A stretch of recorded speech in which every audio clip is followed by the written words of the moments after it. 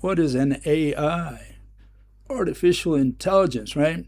But let's start at the beginning, where we started with, you could say, intelligence. We had 1818. This lady publishes Frankenstein. Those are all the different characters of Frankenstein. And I guess you could say that that was maybe the origins of some kind of artificial intelligence, if we can call it intelligence. And you can see how good old Frankie evolved over the ages. Okay, and it was quite popular in those days, but nobody ever did anything about it. I mean, we had Bram Stoker's Dracula. We had also Mr. Hyde, Dr. Jekyll and Mr. Hyde, but those weren't really robots. They were not AIs. They were not artificial intelligence.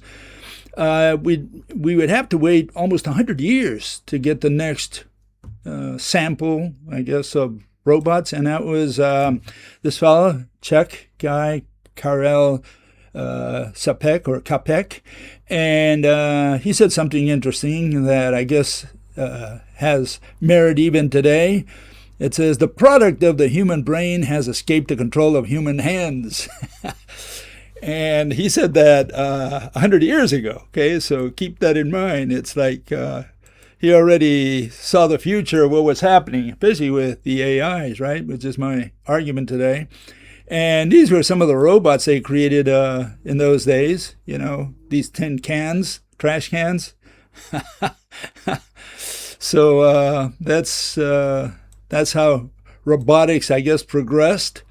And by the 1960s and thereabouts, we had these guys. I think you've seen them. I mean, if you've been around in the '60s, right?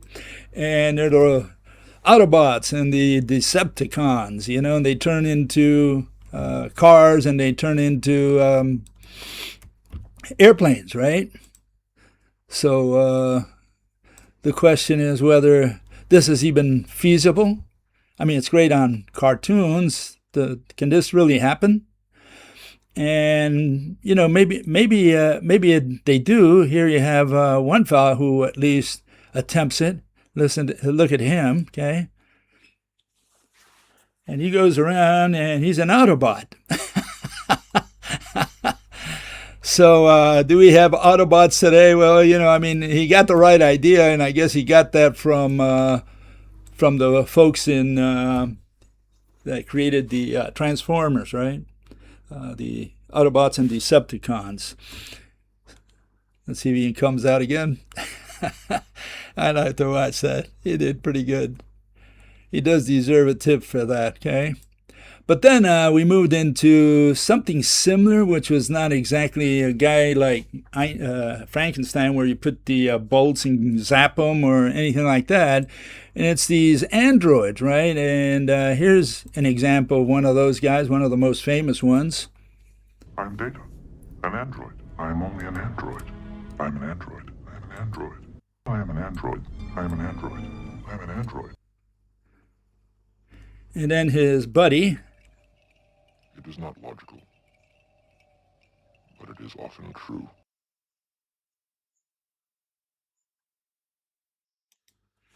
So even though they're not robots, they kind of have no feelings, right? Because they're androids, so that piece of the character of humanity hasn't been placed inside them, apparently. That's what an android represents. But then we have something very dangerous, and that's when the bots take over. And here's, I guess, the prime example of that. Hello, Hal, do you read me? Affirmative, Dave. I read you. Open the pod bay doors, Hal. I'm sorry, Dave. I'm afraid I can't do that. What's the problem? I think you know what the problem is just as well as I do. What are you talking about, Hal? This mission is too important for me to allow you to jeopardize it. I don't know what you're talking about, Hal. I know that you and Frank were planning to disconnect me, and I'm afraid that's something I cannot allow to happen.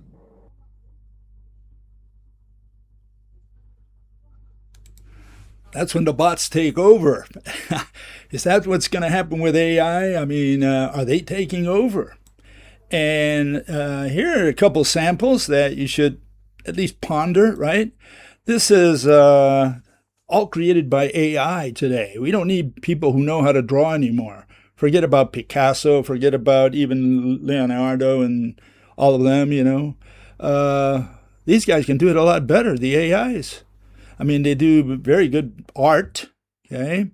You'll see this art on the internet. You can create your own art, in fact, okay? And then even worse, you just recently had this movie called The Odyssey, and it cost $250 million to make, okay?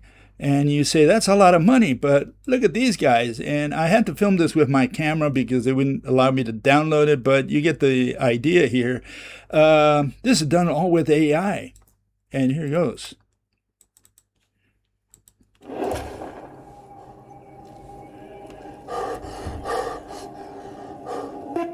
It had left Polyphemus, son of Poseidon, and he was hungry. Help me! It's crushing me! Run! They could not move, could not speak, could only watch. One eye, one chance.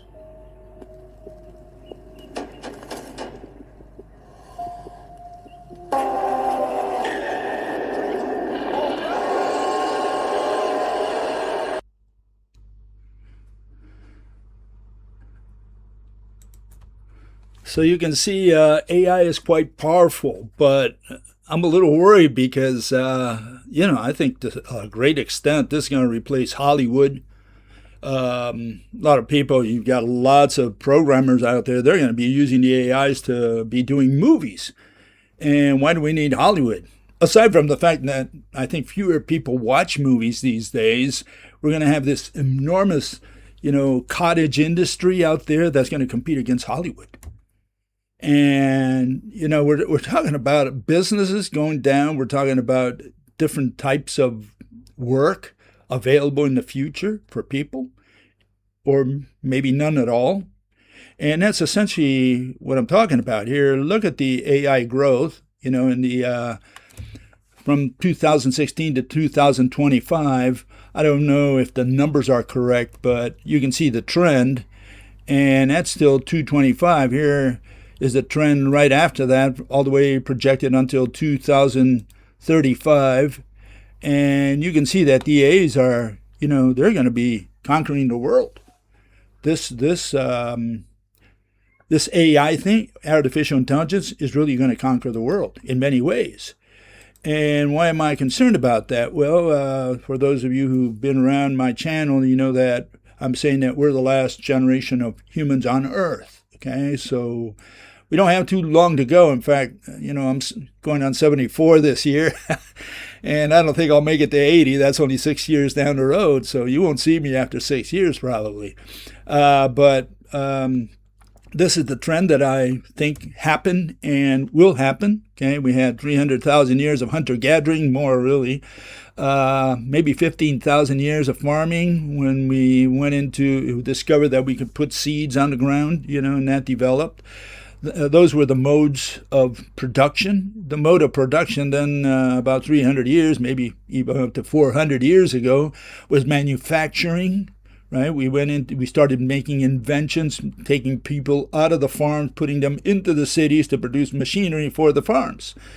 And then about 30, maybe even 40 years ago, I think it was started around 1980, we went into services. Services replaced manufacturing as the primary contributor to GDP. And within that, we went from manual to internet services maybe in the last 10 years, 15 years, whatever. And that's been where a lot of work is being created. But it's all abstract work. It's not real work. Services is not real work. Someone sings, you pay them, and, what do we produce? And we only produce through manufacturing and farming. Otherwise, the rest is just abstractions. We're in the age of entertainment now, you know.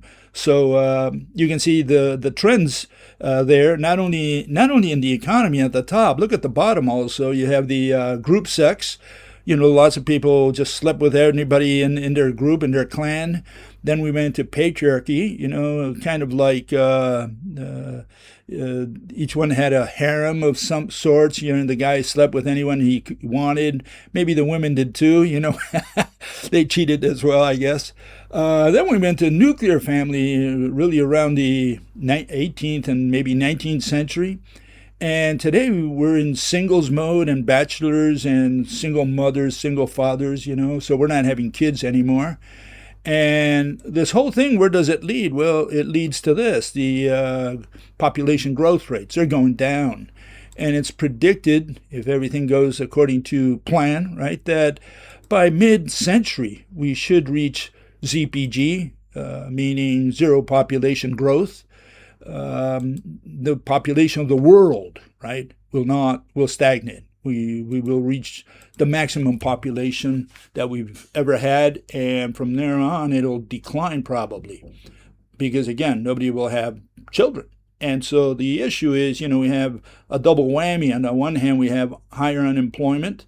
Whoever's born today, which are fewer and fewer people, they're not going to have jobs even for them. And then you have all these retirees that they want to be maintained by the state. Well, you figure out the rest of the story. You know, something is wrong. And I'm saying that what will happen will be the collapse of the global economy. Money will be no more any kind of money. We will not accept it because it will be worthless. It will be so devalued that it will have no value whatsoever. And so nobody will accept money. When that happens, we've got trouble because the whole world runs on money, on this exchange mechanism we created, we invented some centuries ago, right?